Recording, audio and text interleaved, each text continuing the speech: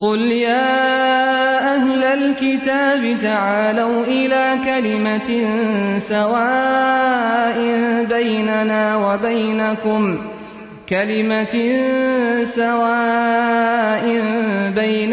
وبينكم ألا نعبد إلا الله ولا نشرك به شيئا. تبارك وتعالى: أعوذ بالله من الشيطان الرجيم.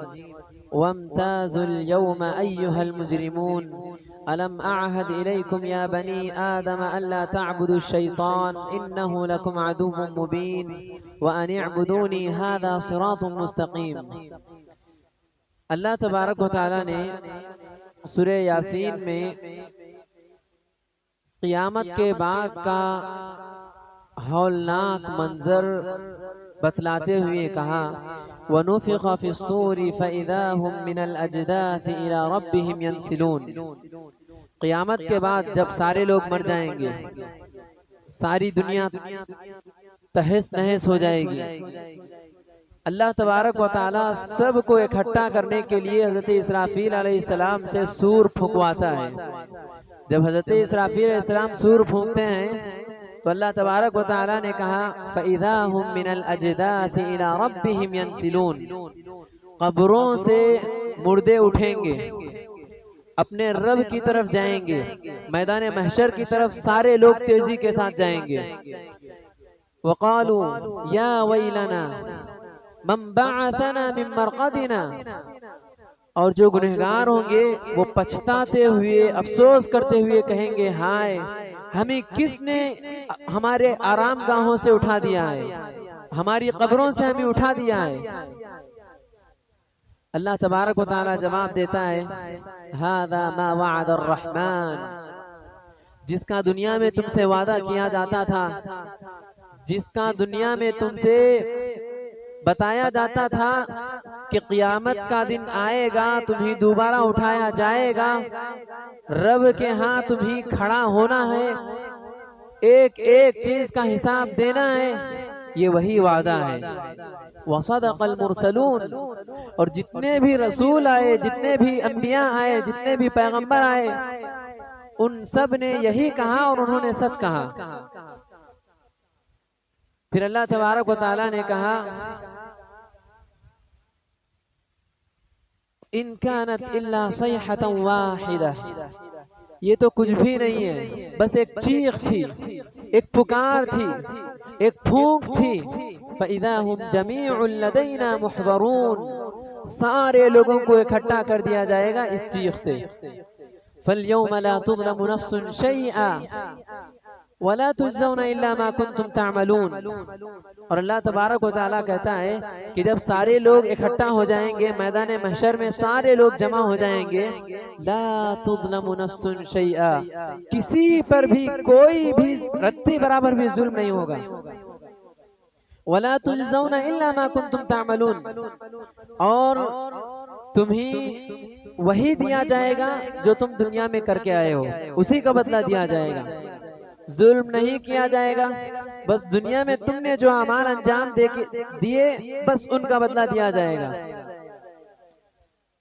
پھر اللہ تبارک و تعالی متقیوں کے بارے میں کہتا ہے: ان اصحاب الجنة اليوم في شغل فاكهون هم وازواجهم في ظلال على الارائك متكئون. اللہ تبارک و تعالی نیک لوگوں کے تعلق سے کہتا ہے: جہاں گنہگار پچھتاتے ہوں گے، گنہگار چیخ و پکار رہے ہوں گے، ادھر ادھر دوڑ رہے ہوں گے، وہیں پر جو دنیا میں اللہ تبارک و تعالیٰ کی عبادت کرتے رہے، دنیا میں اللہ اور اس کے رسول کا کہا مانتے رہے، قرآن و حدیث کے مطابق اپنی زندگی بسر کرتے رہے، ان کے تعلق سے کہا: ان اصحاب الجنت اليوم فی شغل فاکہون. یہاں سارے لوگ حیران رہیں گے، پریشان رہیں گے، مگر اصحاب الجنہ، جنت میں جانے والے جو لوگ ہیں وہ جنت کی نعمتوں میں مشغول رہیں گے، مصروف رہیں گے. صرف یہی نہیں ہوں گے، ہم و ازواجہم، وہ بھی رہیں گے، ان کی بیویاں بھی ساتھ میں رہیں گی. فی ظلال علی الارائک متکئون. جنت میں آج جہاں مندی کھانے کے لیے ہم جہاں جاتے ہیں تو ٹیک لگانے کے لیے کتنا اچھا ہوتا ہے، ٹیک لگا کے آرام سے بیٹھ کے کھانے کے لیے. تو اللہ تبارک و تعالیٰ کہتا ہے فی ظلال علی الارائک متکئون. تو وہ ٹیک لگا اپنی بیویوں کے ساتھ ٹیک لگائے آرام سے بیٹھے ہوں گے. لہم فیہا فاکہۃ ولہم ما یدعون. جنت میں ان کے لیے ڈھیر سارے میوات ہوں گے اور وہ جو چاہیں گے وہ جنت میں مل جائے گا. پھر اللہ تبارک و تعالیٰ کہتا ہے وَامْتَازُوا الْيَوْمَ أَيُّهَا الْمُجْرِمُونَ. اے گنہگارو ان لوگوں سے الگ ہو جاؤ. آج کے دن تم الگ ہو جاؤ. الم اعہد الیکم یا بنی آدم الا تعبدوا الشیطان. پھر ان گنہگاروں سے اللہ تبارک و تعالیٰ سوال کرے گا الم اعہد الیکم، کیا تم سے ہم نے یہ معاہدہ طے نہیں کیا تھا اللہ تعبدوا الشیطان کہ تم شیطان کی عبادت نہیں کرو گے، وان اعبدونی صرف میری عبادت کرو گے. ھذا صراط مستقیم. اور یہی صحیح راستہ ہے، یہی جنت تک لے جانے والا راستہ ہے. وَلَقَدْ أَضَلَّ مِنْكُمْ جِبِلًّا كَثِيرًا أَفَلَا تَعْقِلُونَ. شیطان نے تم میں سے بہت سے لوگوں کو، بہت ساری مخلوقات کو گمراہ کر دیا، پھر بھی تم عقل نہیں رکھتے، پھر بھی تم نہیں سمجھتے. اللہ تبارک و تعالیٰ اس کا ذکر کرنے کے بعد امت محمدیہ سے خطاب کرتے ہوئے کہتا ہے افلا تعقلون. کیا تم یہ ساری چیزیں سننے کے بعد بھی، یہ ساری چیزیں بیان کرنے کے بعد بھی تمہیں سمجھ نہیں آتا کہ قیامت کا دن کیا ہے؟ پھر اللہ تبارک و تعالیٰ کہتا ہے آگے اليوم نختم على افواہہم وتکلمنا ایدیہم وارجلہم بما كانوا یکسبون. اس دن ہم منہوں پر مہر لگا دیں گے. اليوم نختم على افواہہم، ان کے منہوں پر مہر لگا دیں گے. آج ہم جو بک بک کرتے ہیں کل قیامت کے دن وہ بک بک بند ہو جائے گی. وَتُكَلِّمُنَا أَيْدِيهِمْ، ہاتھ بولنا شروع ہوں گے. وَتَشْهَدُ أَرْجُلُهُمْ، پیر گواہی دینے لگیں گے. بِمَا كَانُوا يَكْسِبُونَ، جو کچھ وہ دنیا میں کر کے آئے. تو ہمیں ڈرنا چاہیے. آج کچھ لوگوں کے سامنے ہماری تذلیل ہوتی ہے تو ہمیں برداشت نہیں ہوتا. بھرے مجمع میں ہمیں کوئی سزا دے دی جائے یہ ہمیں برداشت نہیں ہوتا. کل قیامت کے دن ہماری ماں بھی ہوگی، ہمارا باپ بھی ہوگا، ہمارے بھائی بھی ہوں گے، ہماری بہنیں بھی ہوں گی، ہمارے دوست احباب بھی ہوں گے، ہماری ترقی سے جلنے والے ہمارے دشمن بھی ہوں گے، ہماری کامیابی سے خوش ہونے والے ہمارے دوست بھی ہوں گے. سب کے سامنے ہمارے ہی اعضاء ہمارے ہی خلاف گواہی دیں گے. سوچئے اللہ نہ کرے کل قیامت کے دن اگر ہمارا شمار گنہگاروں میں سے ہوگا تو پھر ہمارے اعضاء ہمارے خلاف گواہی کس طرح دیں گے اور ہم کس طرح دیکھیں گے. اور اللہ تبارک و تعالیٰ ایک اور مقام پر فرماتا ہے جب یہ اعضاء گواہی دیتے ہیں تو گنہگار ان سے سوال کرتے ہیں وَقَالُوا لِجُلُودِهِمْ لِمَ شَهِدْتُمْ عَلَيْنَا، ہمارے خلاف تم گواہی کیوں دے رہے ہو؟ قالوا انطقنا اللہ الذی انطق کل شیء. اس وقت یہ ہمارے اعضاء کہیں گے کہ اللہ نے آج ہمیں بولنے کی طاقت دی ہے. اگر اللہ ابھی دنیا میں ہمارے اعضاء کو بولنے کی طاقت دے دے تو یہ چیخ چیخ کے ہمارے خلاف گواہی دیں گے کہ ہم وہ کر رہے ہیں جو ہمیں نہیں کرنا چاہیے اور ہم وہ نہیں کر رہے ہیں جو ہمیں کرنا چاہیے. اور کل قیامت کے دن یہ اعضاء کہیں گے کہ آج اللہ نے ہمیں بولنے کی صلاحیت دی ہے، بولنے کی طاقت دی ہے، اس لیے ہم بول رہے ہیں. تو ہمیں ڈرنا چاہیے، ہمیں خوف کھانا چاہیے اس دن سے جس دن ہماری یہ اعضاء جنہیں چوٹ لگ جاتی ہے تو ہم پریشان ہو جاتے ہیں، بے چین ہو جاتے ہیں، یہی اعضاء کل قیامت کے دن ہمارے خلاف گواہی دیں گے. تو ہمیں فکر کرنی چاہیے کہیں ایسا نہ ہو جائے کل قیامت کے دن اللہ تبارک و تعالی ہمارا حساب و کتاب لینے کے لیے ہمیں بلائے اور ہمارے ہی اعضاء ہمارے خلاف گواہی دینے لگے. کون برداشت کرے گا؟ آج جگری یار جب ہمارے خلاف ہو جاتا ہے تو ہم اس سے کہتے ہیں یار تو بھی میرے خلاف ہو گیا. کتنا دکھ ہوتا ہے، کتنا درد ہوتا ہے. اور یہ ہمارے اعضاء ہمارے خلاف گواہی دیں گے تو پھر ہمارا کیا حشر ہوگا، ہمارا کیا حال ہوگا.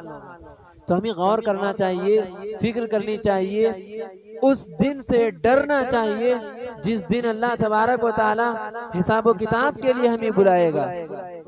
الیوم نختم علی افواہہم، منہ بند ہو جائیں گے، ہاتھ گواہی دینے لگیں گے، پیر گواہی دینے لگیں گے، یہ سارے اعضاء گواہی دینے لگیں گے. تو ہمیں ڈرنا چاہیے اور ہمارے گناہوں کو مٹوانے کا یہ بہترین موقع ہے. کل تاخرات تھی، معتکفین کے علاوہ گنے چنے 4-5 احباب بس مسجد میں تھے. بس انہی فکر تھی کہ اپنے آپ کو اللہ کے غضب سے محفوظ رکھ سکیں. بس انہی فکر تھی کہ اللہ کی قربت حاصل کریں. بقیہ لوگ کہاں گئے تھے؟ انہیں اس بات کا یقین ہے کہ وہ جنتی ہیں. کیا وہ جانتے ہیں کہ پل صراط سے اگر وہ گزریں گے تو جنت تک پہنچ سکیں گے؟ کیا انہیں اس بات کا علم ہے کہ وہ پل صراط پہ آرام سے گزر جائیں گے؟ کیا انہیں اس بات کا یقین ہے کہ انہیں اسی حالت میں موت آ جائے تو عذاب قبر سے انہیں اللہ تبارک و تعالی بچا لے گا؟ ہم نہیں جانتے. ہماری یہ عبادتوں میں اخلاص ہے بھی یا ریاکاری ہم نہیں جانتے. ہماری یہ عبادتیں اللہ کے ہاں قابل قبول ہیں یا نہیں یہ بھی نہیں جانتے. پھر بھی ہمیں کس بات پر فخر ہے کہ ہم اللہ تبارک و تعالیٰ کا دیا ہوا یہ سنہرا موقع گنوا رہے ہیں. جان بوجھ کر اس سنہرے موقع میں فائدہ نہیں اٹھا رہے ہیں، آرام کی نیند لے رہے ہیں، بستروں پہ جا کے آرام کر رہے ہیں. ہمیں ڈر ہونا چاہیے. طاق راتوں میں اگر ہم غافل ہو رہے ہیں، غفلت برت رہے ہیں، تو پھر کب ہم آخرت کی تیاری کریں گے؟ رمضان کا یہ آخری عشرہ جس میں اللہ تبارک و تعالی جہنمیوں کو جہنم سے آزاد کرتا ہے، تو ہمیں کس قدر فکر ہونی چاہیے کہ ہم بھی اپنے آپ کو جہنم سے آزاد کروائیں. تو کیا ہو جاتا ہے مسلمانوں کو سمجھ نہیں آتا. گنے چنے 4-5 لوگ تھے اور یہ تاخرات کی بات کر رہا ہوں میں، جفت رات کی بات نہیں کر رہا جو آج کی رات ہے. تاخرات جس میں اللہ تبارک و تعالی نے لیلۃ القدر، نبی کریم صلی اللہ علیہ وسلم نے لیلۃ القدر کو تلاش کرنے کا حکم دیا اور فرمایا جو اس رات سے محروم رہا وہ کل خیر سے محروم رہا. کیا بھلائی حاصل کریں گے ہم؟ تو لہٰذا کم از کم طاق راتوں میں، ہاں آپ کو مسجد میں ڈسٹرب ہو رہا ہے، آپ گھر میں جا رہے ہیں، گھر میں آپ کے لیے اچھا انتظام ہے، ایک مخصوص روم آپ کے لیے ہے، عبادت خانہ جسے آپ بنا لیے، اچھی بات ہے، بہت اچھی بات ہے، اللہ قبول فرمائے.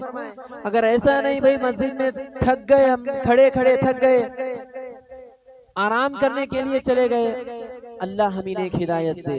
کب تک ہم ایسے ہی غافل رہیں گے؟ کب آخر ہم آخرت کی تیاری کریں گے؟ کون جانتا ہے موت کب آئے گی؟ کون جانتا ہے کب ہماری یہ سانسیں بند ہو جائیں گی؟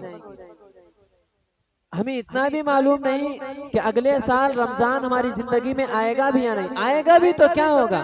جب ہم جان بوجھ کر اس رمضان میں غفلت برت رہے ہیں، جان بوجھ کر ہم اللہ تبارک و تعالیٰ کی عبادتوں سے غافل رہے ہیں، تو اگلے رمضان میں بھی کیا ہوگا؟ تو لہٰذا ہم میں سے ہر ایک کو چاہیے کہ اس رمضان کو آخری رمضان سمجھیں، بلکہ اس رات کو آخری رات سمجھ کر عبادت کرنی چاہیے. حضرت عمر بن خطاب رضی اللہ عنہ نے کہا جاتا ہے جب صبح ہو تو شام کا انتظار نہ کرو. وَإِذَا أَمْسَيْتَ فَلَا تَنْتَظِرِ الصَّبَاحَ، جب شام ہو تو صبح کا انتظار نہ کرو. تو ہم کن دنوں کا انتظار کر رہے ہیں جس میں ہم عبادت کر سکیں؟ یہی تو اچھا موقع ہے. ان تاخراتوں کو بھی اگر ہم ایسے ہی چھوڑ دیے تو پھر ہم خیر سے محروم رہیں گے. بلکہ اگر ہم اپنی بخشش نہیں طلب کر سکے تو پھر حضرت جبرائیل علیہ السلام کی اس بددعا کے مستحق ہو جائیں گے۔ تو ہمیں فکر ہونی چاہیے، کل قیامت کے دن سے ڈرنا چاہیے، خوف کھانا چاہیے۔ اگر خوف رہے گا تو تاخراتوں میں ہم مسجد میں اپنے گناہوں کو مٹوانے کی کوشش کریں گے۔ تو لہٰذا اس درس سے یہی پیغام دینا ہے کہ اس رمضان کو آخری رمضان سمجھ کے گزاریں، اس آخری عشرے کو غنیمت سمجھ کے گزاریں۔ اگر اس عشرے میں بھی ہم اپنے گناہوں کو نہیں مٹوا سکے تو پھر کب مٹوائیں گے؟ رمضان گزر جائے گا تو پھر وہی رفتار بے ڈھنگی جو پہلے تھی سو بھی ہے، مسلمان گناہوں میں لگ جائے گا۔ رمضان گزر گیا تو پھر ہمارے اندر وہ جذبہ نہیں رہے گا۔ تو اس لیے رمضان کے اس آخری عشرے کو غنیمت جانیں، بھرپور فائدہ اٹھائیں، گناہوں کو مٹوانے کی کوشش کریں۔ دعا ہے رب العالمین سے کہ اللہ تبارک و تعالی ہم تمام کے گناہوں کو معاف فرمائے، ہم تمام کی نیکیوں کو قبول فرمائے، ہمارے روزوں کو قبول فرمائے، ہمارے قیام اللیل کو قبول فرمائے۔ اللہ رمضان میں کی گئی ان عبادتوں کو کل قیامت کے دن جنت میں جانے کا ذریعہ بنا۔ اے اللہ تو ہم تمام کو جب تک زندہ رکھ ایمان و اسلام کی حالت میں زندہ رکھ، اور جب خاتمہ ہو تو خاتمہ بالخیر ہو۔ آمین ثم آمین، وآخر دعوانا الحمدللہ رب العالمین۔ سبحانک اللہم وبحمدک، اشہد ان لا الہ الا انت، استغفرک واتوب الیک۔